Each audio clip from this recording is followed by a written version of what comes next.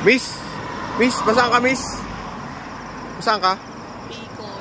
Bicol. Yun na nga mga bro idol, medyo Wala kami. minamalas. Yun lang ang problema pag nagko-commute. Hindi natin hawak ang oras. Pero makakarating kami dyan sa Sorsogon.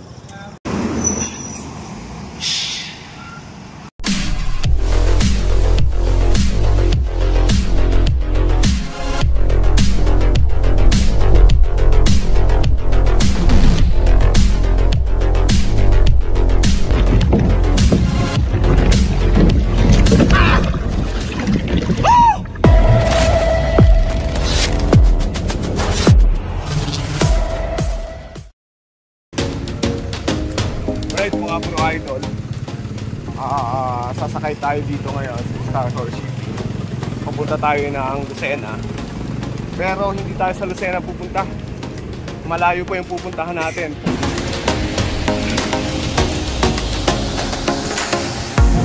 Alright, Lucena na mga bro idol.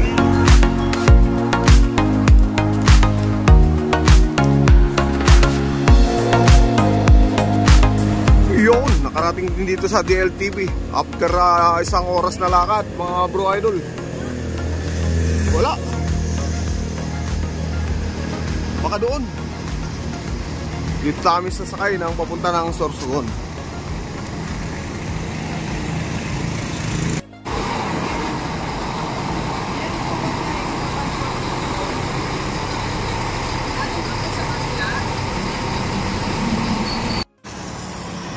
Miss!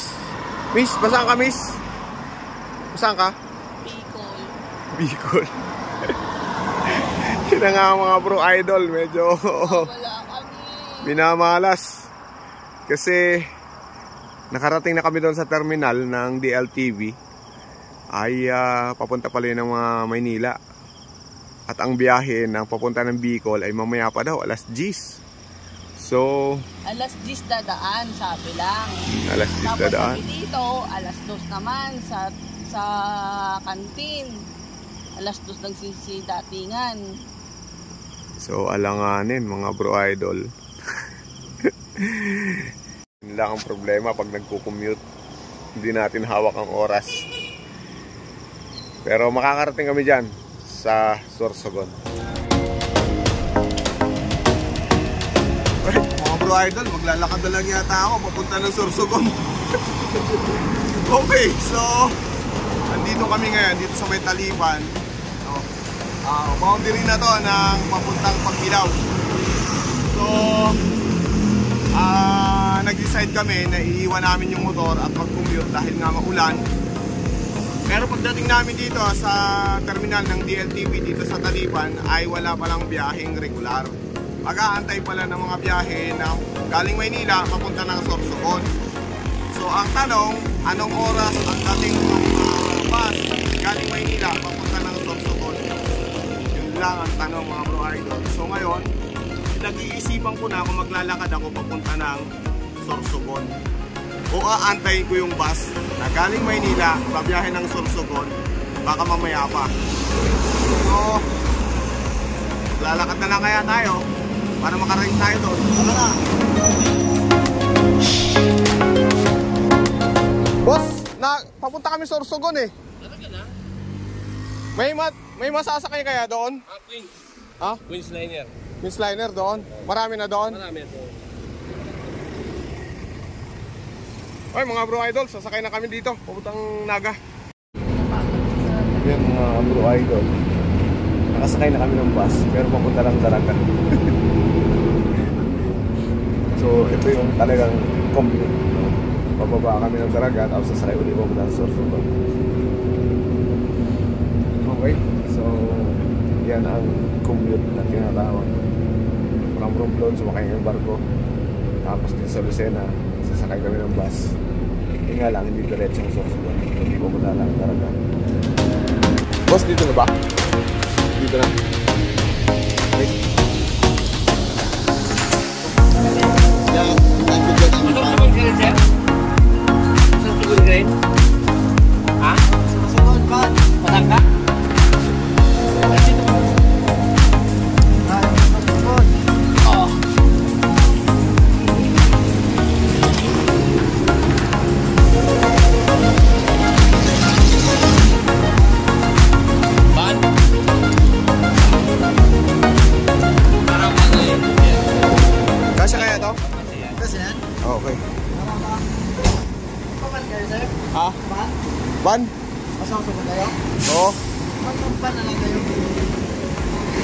Alright mga bro idol, so andito na tayo sa Daraga Albay, no?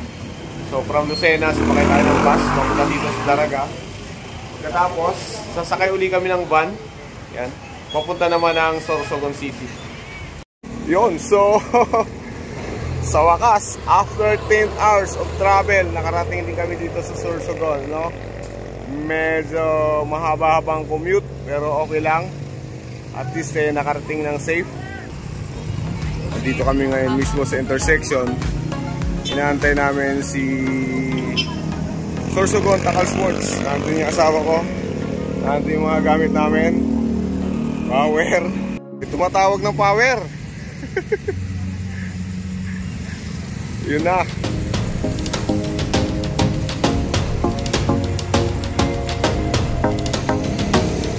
Yung van na sinakyan namin from Daraga mga bro idol ay grabe, paspasan kahit sa kurbada bunga banking.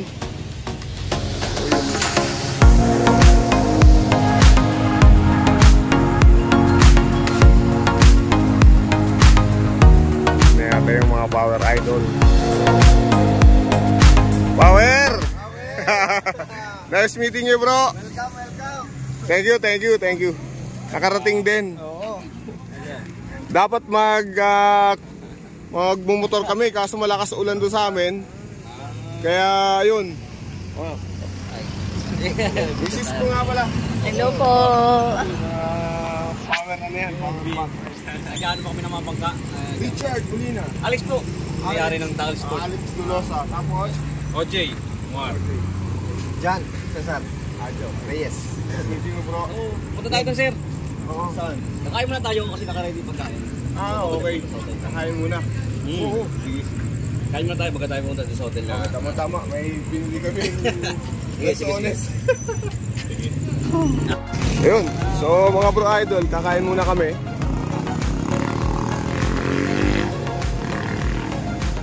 Ayun.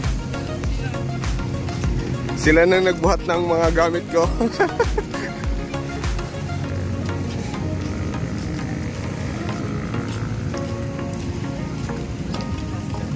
Mukhang marami na ang nandito ah. Wala ba dito?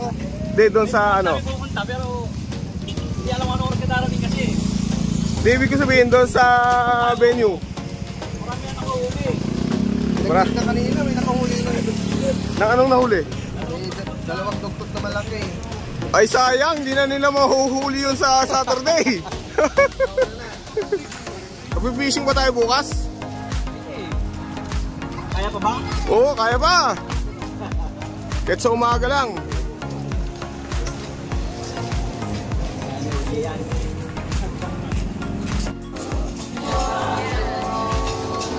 Yo, power, may naka-ready na. Si Sir Jan nga pala yung... Ay, Richard Molina po. Nice meeting you po at nakarating ako dito. Yun na mga bro idol, kararating ko lang dito sa Sorsogon pero may naka-ready na kagad pagkain. Pasar mo na ulit agad dahil kasama ko yung organizer ng national meeting tournament. So kakain muna kami. Naka-ready yung pagkain. Yun, power mga bro idol. So nag-iwan na ako ng marka dito sa Tacal Shop ni Bro Alex Dulosa. Naglagay ako ng sticker dito sa Sorsogon Tacal Sports.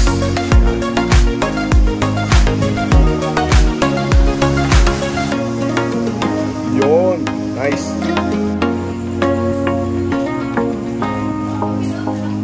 Pasok ka. Baka right, dito kami stay ngayon mga bro idols. Time check, 12 noon na ng tanghali dito sa Sorsogon. So dito kami nagstay sa Pau Pau Hotel sa city center ng Sorsogon. Papakita ko po sa inyo yung aming hotel accommodation. Okay. So dalawa yung kama mga bro idol. Isang maliit at isang malaki. Ayan. Very clean yung room. malamig yung aircon.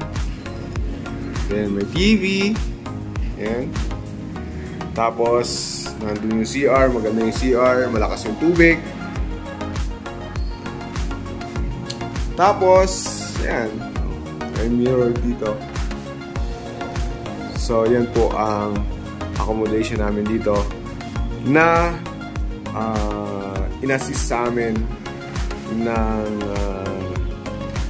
organizer ng first kasangayahan National Fishing Tournament dito po sa Sorsogon. So maraming salamat po sa organizer, lalo na kay Bro Idol Jan Arevalo, kay Alex Dolosa, kay Froilan Carlos, tsaka kay John Reyes. Yan. So check out na kami kasi papunta na kami doon sa venue kung saan gaganapin yung tournament, no? So magkita-kita tayo dyan sa Mais Hotel. Alright, power!